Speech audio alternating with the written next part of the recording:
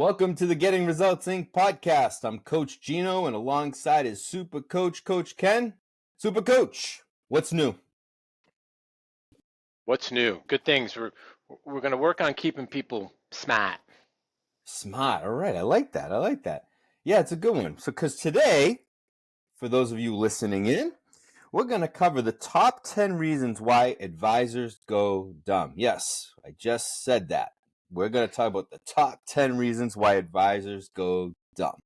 So it is about making you wicked smart, to use a Boston term. All right, Coach Smart. Ken. So if we're going to do the top 10, so, let's start off. What would be the number 10 reason why advisors go dumb? Well, let's give a little bit of background about advisors going dumb and what that means. All right, start there. So to speak broadly, there is nothing wrong with being dumb or doing stupid things, right? So you have my full blessing to do dumb things and to do stupid things. The only negative thing about doing dumb things and or stupid things is you have to clean them up, right? You have to go back and fix things. Now, I want to submit, why do people do dumb things in the first place? Well, it's usually for a pretty simple reason. And that simple reason is that stress and intelligence are inversely related. So what that means is the greater the stress you're under, whether self-imposed or a tiger or a bear is chasing you, the dumber you become. For quite really a simple reason, because if a bear is chasing you, there is no reason for you to, pontificate Shakespearean phrases and the meaning of the love sonnets, right? You don't need your brains to run away from a bear. Okay. So once again, stress makes you stupid. Now here's another fascinating thing about stress. There are 4 standard responses to stress. First response is run away, right? You all know that one. Second response, which everybody knows, fight, let's attack, go after it. Now, some of the responses that people don't really realize are number 3, freeze, like a rabbit, freeze, or don't do anything. So they get deer in the headlight, freeze. And then the fourth one is posture. I like to call this, if you've ever been in a bar, you've seen 2 dudes bump chests and they go gorilla level. They start posturing up and trying to puff themselves up. Hold me back, because I'm going to kill this guy. Hold me back, please. Somebody, hold me back. Anybody, hold me back. Yes, you too, honey, hold me back. So as our stress level rises, our brains decrease. And this is when we become vulnerable to doing dumb things. So as Gino was saying, some of the top 10 things that make advisors dumb, or how can you go dumb?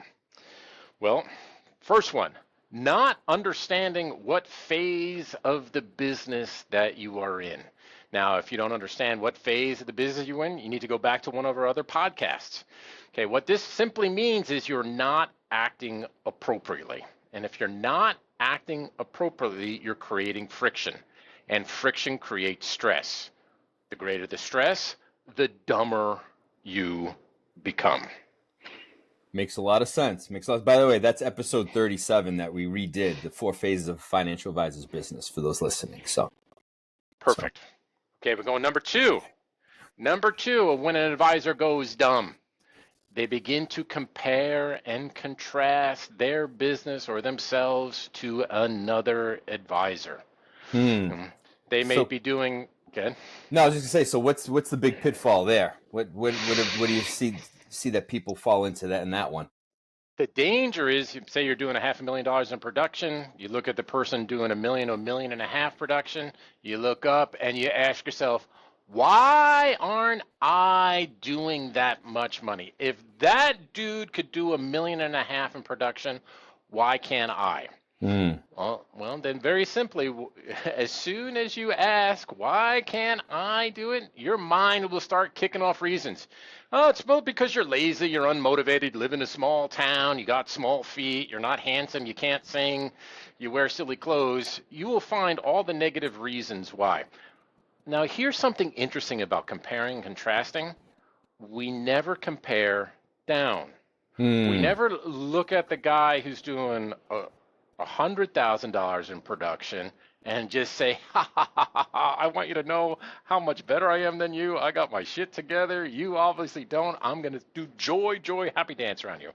sometimes with clients, I'll tell the story about homeless people. Now, I know this is not a nice story, but it'll make sense. Okay. None of you listening out there have never done the following: have gone up to a homeless person and said, "Ho, ho, ho! I just want you to know I got a house, I got a kid, I got money in my bank. I just want you to know I am so much better than you, and you're making me feel so good about myself. You, homeless person, are really validating who am I and all the right choices I've made. I appreciate your misery." You've never said that, but yet you've driven down the road and saw the person with the 25,000 square foot house with the 4 Rolls Royces, and you said, "Man, why isn't that me?" So Mm. comparing and contrasting can get you in trouble because, once again, raises stress level. And let's talk about that, because how crazy that is too, because when you really look at it, that other person had a totally different path, experience. They grew up differently, went to different schools. Just the whole experience is different. So comparing yourself with someone who has a totally different past and experience than you is kind of crazy when you think about It's it. It's very crazy. And that's one of the reasons why our coaching program is so successful, because it is not a one size fits all, right? Because our work is developed on you, the individual, bringing out the best in you. It is not a magic notebook or follow the magic app or, Right. hey, if you do everything that the Godzilla producer did, you'll produce the same. It's just not true, right? Each person is unique, has unique strengths that if you call them forth, then they have a tremendous advantage. And Bam. actually, if anything, what you want to do if you look at that person with that 20,000 square foot house with all the Rolls Royces is say, "Damn, congratulations, good on you," right? Like that could be your motivation, and just acknowledging it and letting them know that's great, good. Now let me create and cut my path to wherever I'm going to go and whatever that house and cars looks like. Create your Correct. own path. Or ask yourself, how could you have a Oh, 20,000 square foot house? Or absolutely. do you even want one? That's a lot of air Right. conditioning and a lot of heat. Oh yeah, a lot of overhead in that one. Imagine the honeydew list on that one. But Or imagine that being on the shores of Sarasota, and every year it's getting knocked down by a oh, hurricane. Then you you have to get, keep it in the 20,000 square foot house. yeah, you get a little bit of sand. You get a little sand in your house. There you go. Oh Okay. man. All right, Coach. What's number 3? Another number 3 that causes a financial advisor to go dumb: working someone else's design. Ouch. Right, Yeah. right. Trying to bring someone else's business into existence, because there's a lot of advice or people out there saying, "Hey, you should join a country club because that's what rich people do," and it'll work, but sometimes it doesn't work, especially if you don't like to play golf. That's a hard one. Right. Okay. Or you need to specialize. You need to specialize in working with dentists. And I'm sure some of you out there have specialized in working with dentists. And many of you have decided not to work with dentists because they're dentists and they're kind of boring. Mm. No offense out there, right? But ideally, you want to build a business that's in alignment with you. Okay? If your business is in alignment with you, that means less friction. And if Mm. there's less friction, you'll go further and faster, less fuel. Now, if there is friction, friction is another good word for stress. And remember, as we said in the beginning of the call, the greater the stress level, the less intelligence you have. You get dumber. You begin to make dumb decisions. And once again, nothing wrong with being dumb. You just have to deal with or clean up the actions of being dumb. Or as we call that in coaching, a suboptimal state. Okay, there's nothing wrong with being in a suboptimal state. It's just that you may cause a lot of damage in a suboptimal state that you have to clean up. And it's a lot Okay? of time and a lot of work to have to deal with it. So, It's yep. time and attention. Yep. Perfect. Yeah, and Even the you only dog have had a so much comment on that. attention. Yep. And it Oh, yeah, runs you can out. hear my dog, huh? Protecting me. Yes. It's keeping you safe. Yeah, she's Keeping always keeping me safe. capitalism safe. That too. Live action show. Live All action. right, Coach. What's the next one on the list? Another one that helps you go dumb is overwhelm. I got too much to Ooh, do in so many places. Now, overwhelm, I know many of you have experienced, like the whirlwind. that's a good one. Phones ringing, emails blinging, clients pounding on the door wanting to see you, everybody wanting your time and attention, and you don't have time to think. Busy, Okay. busy, busy. As we say so many times before, if you're busy, busy, busy, you do not have time to discern. Okay. And if you've been following our podcast at all, you know what you give your attention to, you get more of. Like you're the sun shining along, growing the crops that you're tending to. So if you're really, really busy, giving attention to busyness, guess what you're getting more of? More More busyness. busy, which means less thinking, less discernment. Busyness also equals stress. Uh-oh, as stress level rises, the dumber you're getting. Nothing wrong with being dumb. Once again, you have to deal with the actions that you've made being dumb. But like guilt, that's a gift that keeps on giving with overwhelming busyness, right? Like you just said, it keeps feeding, it keeps feeding. It's hard to break that habit. You got to really discern and Right. really separate out and get some space from it to really see what's happening there, which is what we help a lot of people with.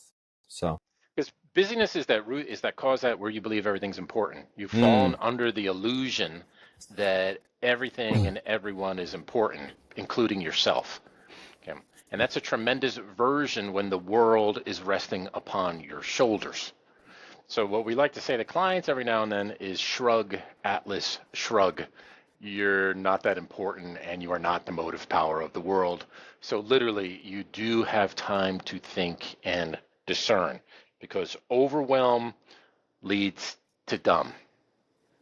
And Supercoach, a big one in that too is: are you running your own agenda, or are you on everyone else's agenda? Right, where that Spot on. overwhelm could take over is that you're doing everything for everyone else on their terms, and you're not doing anything proactively for yourself, and that's Which is overwhelming. prob which is probably why you're overwhelmed in the first Yeah, place. root cause. Yeah. Because an interesting inquiry for all of you is go look at your past month's calendar, look at your calendaring, and see if you scheduled overwhelm from like 9 to 5 Tuesdays and Thursdays. Yeah, right? You did. You're like, I'm gonna go into I'm gonna overwhelm. All right, time to go overwhelm. Oh my God, I'm so busy. I'm so important. I don't know what to do. Ah! Yeah. Yeah, it's not scheduled. Kind of like that big fight you had with your wife last night. That wasn't scheduled either. It's called inadvertent. You're Mm, not paying attention. Whew. love it.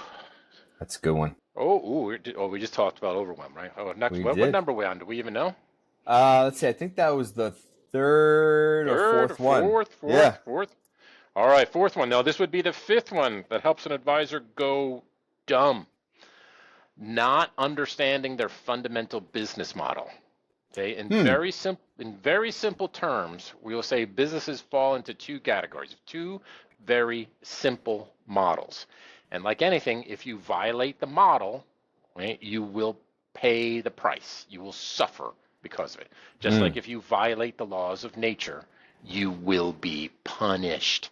So the two fundamental business models are quality, a quality model, high touch, high service, highly profitable, okay, quality, and then quantity, like a quantity model. Quality, think of a boutique. Quantity, think of a Walmart, a logistics, like a McDonald's. They win by logistics. Now, no one likes to compare their business to a McDonald's, but if you're going to have millions or thousands of clients, you need to win by logistics. Do you have the bodies, the infrastructure? Now, often what happens is that an advisor tries to smush both models together. They believe they can run Hmm. a quality shop for 1,000 clients, 500 clients, and it's just not true, which then creates a lot of friction. Okay, and there's nothing wrong with either model. Either model is very, very profitable. You just got to be clear on what the model is, because once again, quantity wins by bodies, by infrastructure. Like literally, Walmart is the largest retailer in the world, not because of the shopping experience, but because of the trucks. It's logistics, right? Yeah. Walmart wins by logistics. And let's just clarify something, right? That when you're talking on, let's just talk quality for example, you know, quality would not be having 600 clients and trying to give everyone the same level of service. No, well, Working on your own, where you're trying to give everyone the same level of service, you just don't have the time and attention to even be able to come close to that. Or you can give everybody that level of service, but it's it's an equal amount of service, but your clients don't pay you equally, Right. and that's where you get in trouble. Then that's the interesting part is that your scope defines the delivery. So what that simply means is that a very small percentage of, if you have 600 relationships, that means roughly 24 of them are paying about a half of your revenue and half of your assets. So 24 out of 600 are paying roughly half. Now, if you're giving everybody equal service, not everybody pays you equally. Mm. But if you develop that first class cabin, right, and you say, okay, instead of this quantity business, I'm going to run a quality one, then you can begin to build the structures around that. Yep. Or if you want to go from 600 clients to 6,000 clients, that means your fundamental infrastructure has to change. Okay, maybe you will become a robo advisor, or you're going to hire 15, 20, A 30, team. 40 other people, a Yep. team. And there's nothing wrong with teams. Teams work. The challenge is you got to be clear on what model you want. Now, remember, everybody, the game of business cannot be won, right? He who has the most money or the most assets doesn't win the prize, if you will. Or you may think it's a prize, but let me ask you, what prize is it? Like, like it's a fact. There, you can't win. You only get to play. So play the game that you want to play. What is the game that is most in alignment with you? Because if you're not clear, then you get dumb and then you start doing dumb things like bolting on different partners, and all of a sudden your team is a hodgepodge mess and you spend most of your time trying to manage crazy people, and then you begin to hate the business. But luckily then you hire people like us, and that's how we make a lot of money, because we And charge a lot for teams. and I was just saying, and that's where some of the other dumb things start to kick in too. Overwhelm and everything else starts to go on. So now all of a sudden you're stacking on things that are causing more and more stress, and causing you to make even more crazy decisions and I and, mean, and things. Gino, that's a great distinction, because we can have opportunities where we begin an upward spiral, where way begins to lead to way, where things start falling in the right direction, or you get more and more in alignment. You ideally you want to create an upward spiral in your world. But if you can create an upward spiral, you can also create a downward spiral where Yep. things begin to spin out of control. Let's just make believe of that bolt-on team where we're trying to run a quantity business and we're just keep bringing bodies in, that you have to manage them, that you're spending more and more time trying to manage them and trying to figure them out. As you're trying to manage your people and trying to figure it out, your sales are going down. As your sales are going down, you're trying to get more sales, trying to be out of the office more, trying to move more money, but all your people are going crazy. Now you're not at home practically at all. And then the wife and the child start wondering where their father is or where their mother is, and suddenly there's friction at home. Now you got friction at home, you got crazy staff, and you got falling numbers, which is literally a recipe for destruction. And that's when you start really Absolutely. doing even more dumb things. And then Exactly. And that, it just keeps. that starts compounding, right? The Then you start negative wondering, spiral. maybe I should have been a doctor or a dentist or something else. Maybe I Yeah, maybe I should have done that. right. Maybe I should sell my book to someone, or get private Mm, equity involved. Right? mm-hmm, And mm-hmm. nothing wrong with that either. Just don't do it from a dumb place. Right, right. Yeah, and that probably ties into something else that's on the list, but maybe we'll cover it later around the priority tree. But go ahead. What's next on the list? Priority is always a powerful one, but the one I would like to talk about is that you keep acting like an F-150. Oh, say In more about that, Coach. an F-150. Now, an F-150, you don't even have to change the oil in an F-150. You drive it through Heck no. fields, you put Takes hay a in the back, pounding. takes a pounding, throw your coffee cup in the back of the bed or your Put your beer gun rack cans, back there, everything. gun rack on it, you can shoot off the back, right? Right? Because most of you're an F-150. Okay. If you remember one of the podcasts we did in the past about the bell curve of income distribution, is that there are a lot of F-150s out there, right. It's made for the It's made for the mass market. Okay, and you often think you're part of that mass market, can take a beating, just like your tough F-150. But surprise, surprise, oh mon frères out there, surprise, surprise.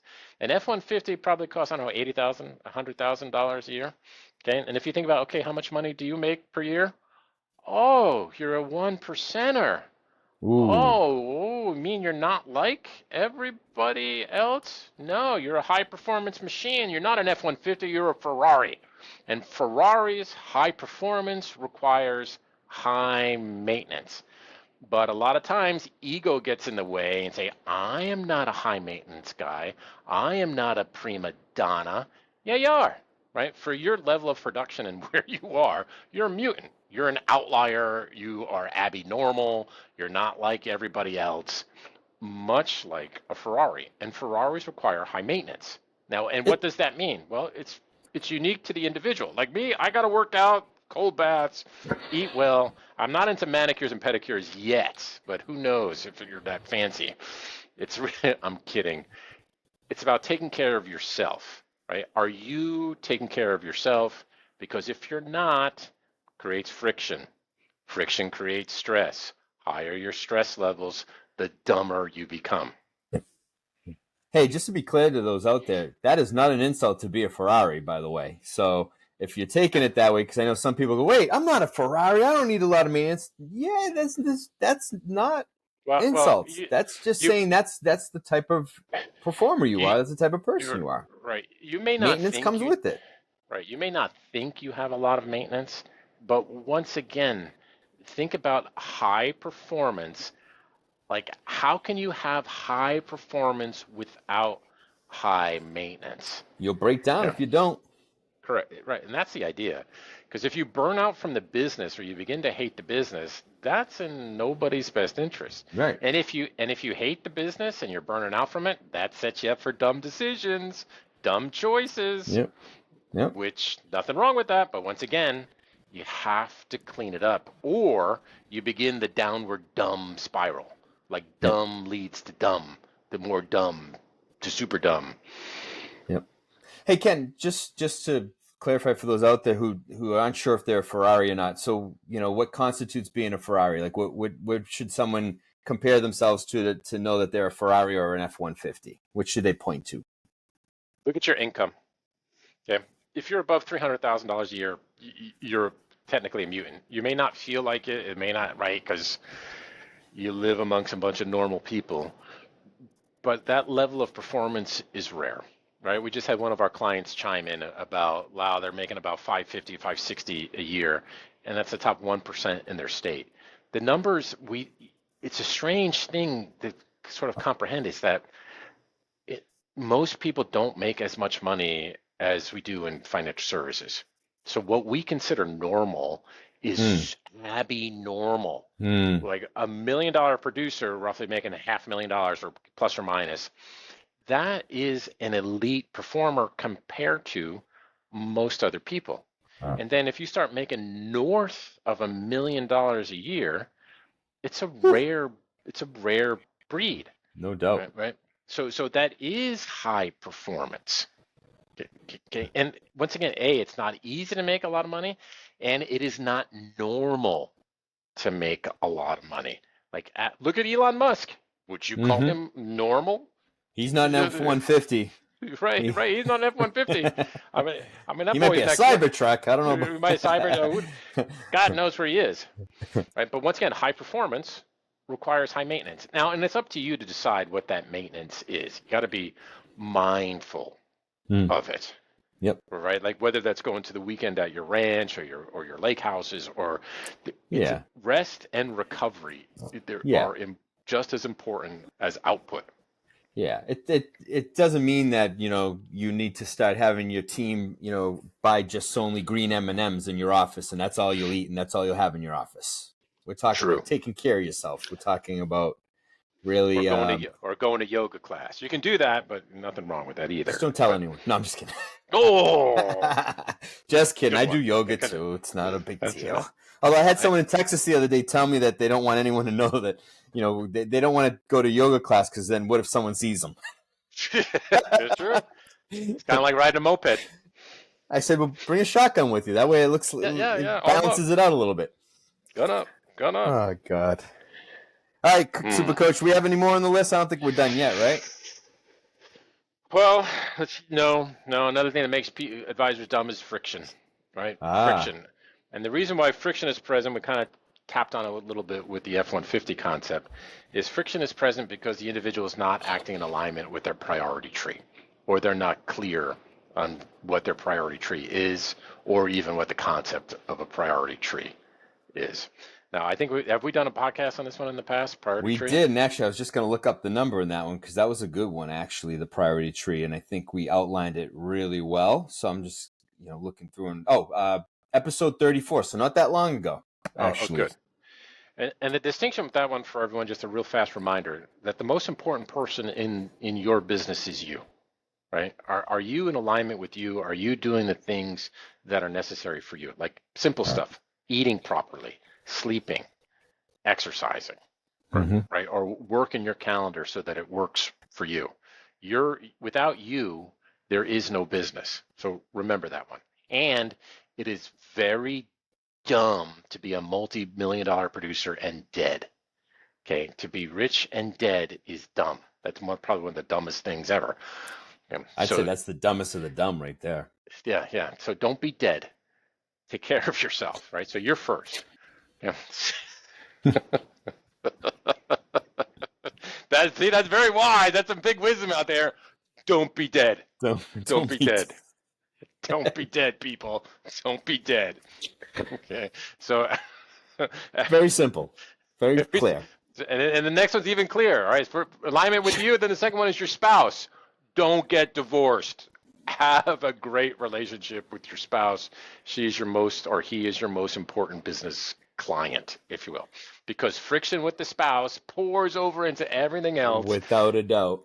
And if there's a lot of friction there, that means a lot of stress. That means you make dumb choices. And Supercoach, on the other side of that, a fantastic relationship pours into the business as well in a big way, in all kinds of different, comes up in all kinds of different ways. So there's nothing better than a supportive spouse who's proud of you and what you're up to. Okay. Third distinction in priority tree is your kids. Make sure your kids are in alignment, that you're spending the proper amount of time with them, etc. Because if kids go sideways, that really interferes with the business. Takes a lot of your attention. What's the point of having, I don't know, $2 billion in assets and 2 of your kids in rehab? Okay, what's the point of that one? Once again, don't be dumb. Okay, from your spouse, from your kids, then your staff. Remember, your staff's an extension of you. If there's friction with your staff, they'll pour over everything else. Okay, take care of staff, then clients, then any sort of corporate stuff, firm stuff is at the bottom of the priority tree, not the top. Now, sometimes people ask me, well, where should I put friends? Well, put them where you think. Okay, right? Your friend should not be above your spouse.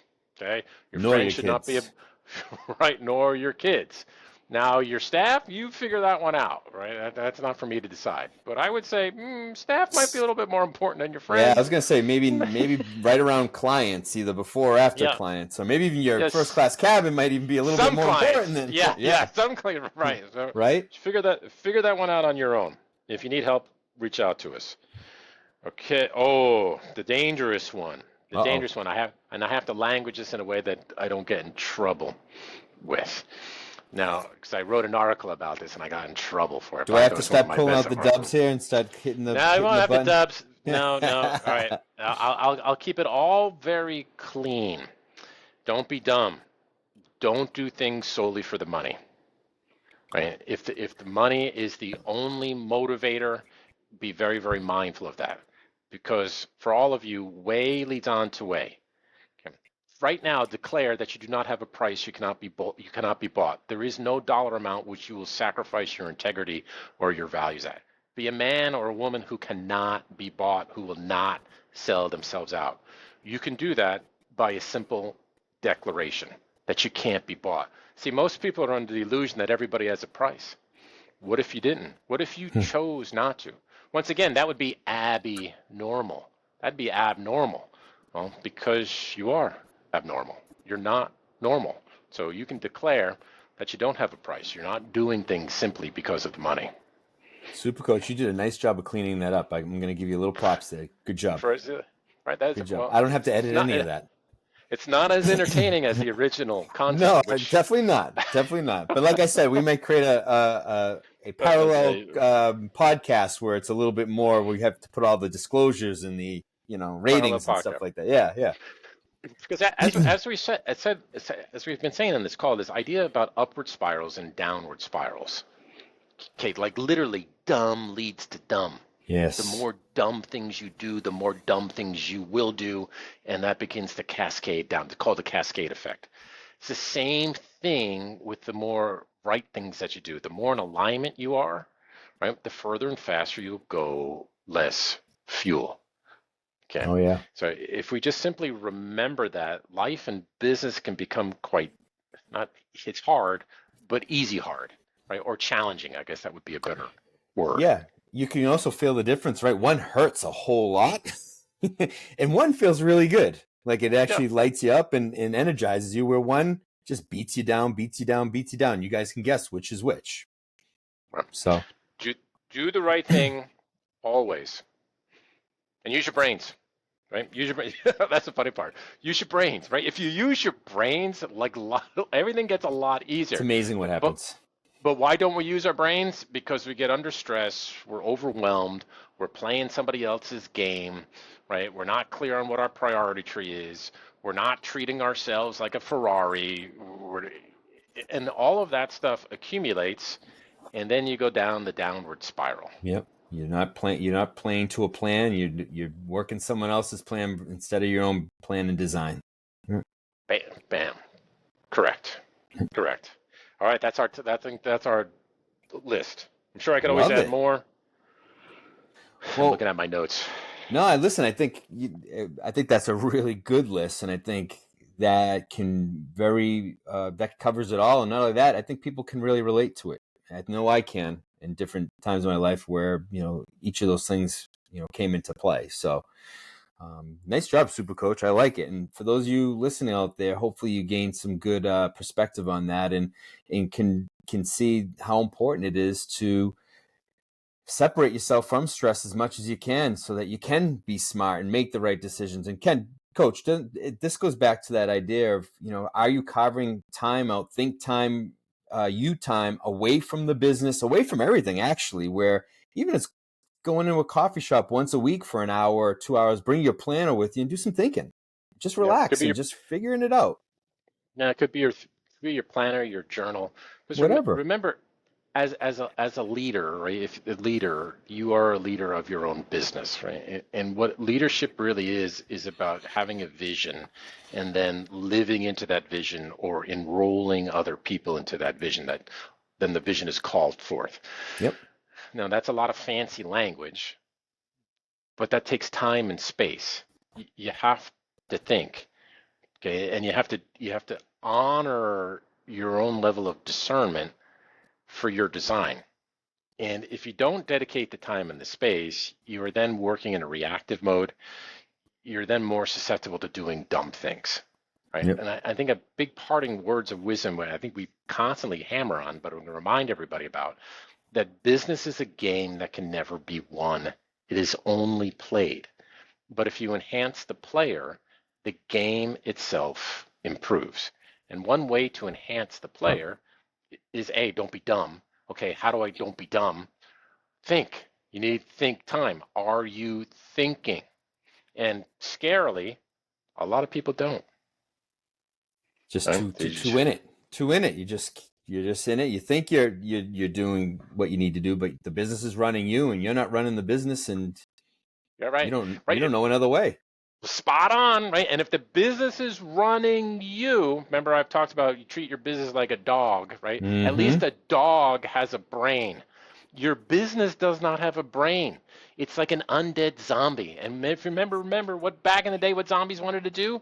Eat your brain. Eat your brain. And if the business eats your brain, therefore you are dumb because you have no brain and you can't make decisions. This is advanced stuff right here. This isn't 101 stuff. This is 201, 301 stuff, just so you know. For the zombies eating brains. Apocalypse preparation 101. There you go. Good stuff. Dave, remember, it's important to have fun. If you're not having fun, what's the point? No doubt. Super Coach, awesome list. Any other parting thoughts before we close out today? I think one parting thought I have for all of you out there and getting results land, fan, fo, whatever. Send us email, send us some things that you'd like us to cover, anything you'd like us to Mm. dive into, like what does a great business look like, or how do I know if my client should be in my first class cabin? What does that look like, or any sort of questions or inquiries that you have. I'm sure How do we you can overcome wax on. stress? Who knows? We might be Yep. able to cover something like Or, that. I think we have some things on that one. how do you become less dumb? How do you become Hmm. smart? Smart. Wicked smart. Wicked Yeah, smart. wicked. All right, awesome. Great job, Super Coach. Good stuff. Love that top 10 list. To our listeners, if you enjoyed today's podcast and got value, please be sure to follow us and share our podcast with those out there that you know. Hit the like button, give us a rating. Like Ken said, email us, send us a message, let us know what else you want to hear. We can be found on Spotify, Apple Podcasts, YouTube, and gettingresultsinc.com under resources. Tune in next week for our next episode. Be great.